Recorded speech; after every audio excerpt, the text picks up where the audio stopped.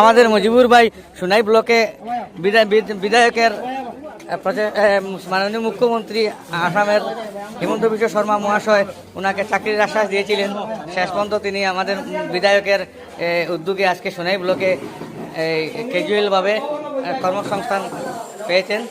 তো আজকে ওনাকে ব্লকে ওনাকে আজকে মজিবুর ভাই আজকে ব্লকে তুমি জয়েন করলে না নি?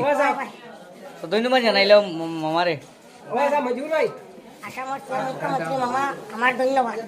এমএলএ আমরা শুনাই সভাপতি বিধানসভা করিমউদ্দিন ভাই ধন্যবাদ। আমার প্রতিদিন একটি হিরণ লস্কর আপনারা সবাই সুবিধা তাই আমার সুপরিচিত ভাই সুতমান তাকিয়া তাই মানে আমার দেখভাল করে গেছিলাম। তাই সঙ্গে আমি যে সময় বিপদ করি তাই তেরো গেলে তাই আমার ধন্যবাদ মজিবুর ভাই। আজকে ওনাকে শেষ পর্যন্ত সোনাই ব্লকে একটা কর্মসংস্থান দেওয়া হয়েছে। আমাদের মাননীয় আসামের মুখ্যমন্ত্রী হিমন্ত বিশ্ব শর্মার অনুরোধে উনি বলেছিলেন যে মজিবুরকে একটা কর্মসংস্থান দেওয়ার জন্য। তো আজকে মজিবুর আনুষ্ঠানিকভাবে ব্লকে প্রদান করা হয়েছে।